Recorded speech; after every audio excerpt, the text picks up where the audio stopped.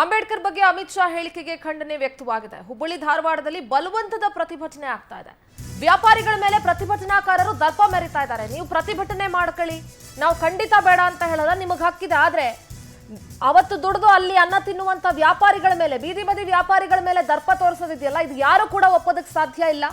ಕಪಾಳ ಮೋಕ್ಷ ಮಾಡಿ ಬಂದ್ ಮಾಡಿಸೋದಕ್ಕೆ ಯತ್ನಿಸ್ತಾ ಇದ್ದಾರೆ. ಅವ್ರು ಏನ್ರಿ ಮಾಡ್ತಾರೆ? 100, 200, 300 ದಿನದ ಕೂಲಿಯನ್ನ ದುಡ್ಕೊಂಡು ಹೋಗ್ತಾರೆ. ಹೊಟ್ಟೆ ಮೇಲೆ ತಣ್ಣೀರ್ ಬಟ್ಟೆ ಹಾಕೊಳ್ಬೇಕಷ್ಟೇ.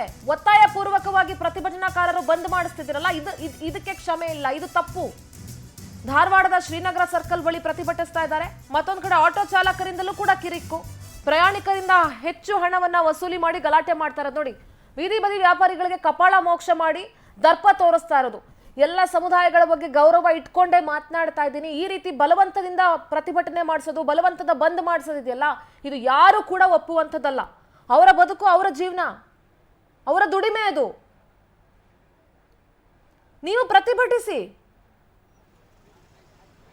ನಿಮ್ಮ ಪ್ರತಿಭಟನೆಗೆ ಯಾರು ಅಡ್ಡಿ ಬರ್ತಾ ಇಲ್ಲ. ಆದ್ರೆ ಬೇರೆಯವರು ನಿಮ್ಮ ಪ್ರತಿಭಟನೆ ಕೈ ಜೋಡಿಸ್ಬೇಕು ಅನ್ನೋದಿದೆಯಲ್ಲ, ಅದು ತಪ್ಪು. ನೋಡಿ, ಹೋಟೆಲ್ಗಳಿಗೆ ನುಗ್ಗಿ ಬಲವಂತವಾಗಿ ಹೋಟೆಲ್ ಬಾಗ್ಲನ್ನ ಮುಚ್ಚೋದು, ಅಲ್ಲಿರೋರ್ ಮೇಲೆ ದರ್ಪ ತೋರಿಸೋದು, ದೌರ್ಜನ್ಯ ಮಾಡೋದು, ಇದು ತಪ್ಪು.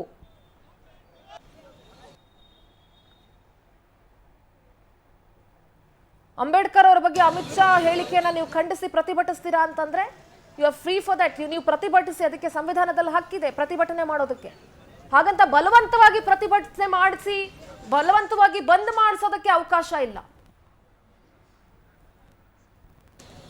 ಇದೇ ವಿಚಾರವಾಗಿ ನಮ್ಮ ಪ್ರತಿನಿಧಿ ಸಂತೋಷ್ ಪ್ರತ್ಯಕ್ಷ ವರದಿ ನೀಡಿದ್ದಾರೆ, ಬನ್ನಿ ನೋಡೋಣ. ಅಮಿತ್ ಶಾ ಹೇಳಿಕೆ ಖಂಡಿಸಿ ಹುಬ್ಬಳ್ಳಿಯಲ್ಲಿ ವಿವಿಧ ದಲಿತ ಪರ ಸಂಘಟನೆಗಳಿಂದ ಬಂದ್ ಕರೆ ನೀಡಲಾಗಿದ್ದು, ಇದೀಗ ಬಂದ್ ಬಿಸಿ ಯಾವ ಮಟ್ಟಿಗೆ ಮುಟ್ಟಿದೆ ಎಂದರೆ ಹುಬ್ಬಳ್ಳಿಗೆ ಬರುವಂತಹ ಸಾರಿಗೆ ಬಸ್ಗಳಾಗಿರ್ಬೋದು, ಪ್ರೈವೇಟ್ ಬಸ್ಗಳಾಗಿರ್ಬೋದು, ಊರಿನ ಹೊರಗಡೆ ನಿಲ್ಲಿಸ್ತಾ ಇರುವಂಥದ್ದು. ನೀವು ದೃಶ್ಯದಲ್ಲಿ ನೋಡ್ತಿರುವಂಥದ್ದು ಊರಿನ ಹೊರಗಡೆ ಬಂದು ನಿಲ್ಲಿಸಿದಂಥ ಬಸ್ಗಳ ಪ್ರಯಾಣಿಕರು ಇದೀಗ ಆಟೋದಲ್ಲಿ ಹೋಗ್ತಿದ್ದಾರೆ. ಈಗ ಆಟೋ ಬೆಲೆಯೂ ಕೂಡ ದುಬಾರಿ ಆಗಿರುವಂಥದ್ದು. ಆಟೋದವರು ಸಹ ಡಿಮ್ಯಾಂಡ್ ಮಾಡ್ತಿದ್ದಾರೆ ಎಂಬುದು ಗೊತ್ತಾಗ್ತಿದೆ. ಇನ್ನು ಒಬ್ಬರಿಗೆ 100 ರೂಪಾಯಿ ಇಲ್ಲಿಂದ ಹುಬ್ಬಳ್ಳಿ ನಗರಕ್ಕೆ ಬಿಡಲಿಕ್ಕೆ ಒಬ್ಬರಿಗೆ 100 ರೂಪಾಯಿಯನ್ನು ಚಾರ್ಜಸ್ ಮಾಡ್ತಿರೋ ಎಂಬುದು ತಿಳಿದು ಬರ್ತಾ ಇದೆ. ನೀವು ದೃಶ್ಯದಲ್ಲಿ ನೋಡ್ತಾ ಇರೋದಂಥದ್ದು ಹುಬ್ಬಳ್ಳಿಯ ಹೊರಭಾಗದಲ್ಲಿ KSRTC ಬಸ್ ಆಗಿರ್ಬೋದು, ಪ್ರೈವೇಟ್ ಬಸ್ ಆಗಿರ್ಬೋದು, ಎಲ್ಲವೂ ಕೂಡ ಹೊರಗಡೆ ನಿಲ್ತಿದೆ. ಇಲ್ಲಿಂದ ನಗರಕ್ಕೆ ಸುಮಾರು 7 ರಿಂದ 8 ಕಿಲೋಮೀಟರ್ ದೂರ ಇರುವಂಥದ್ದು.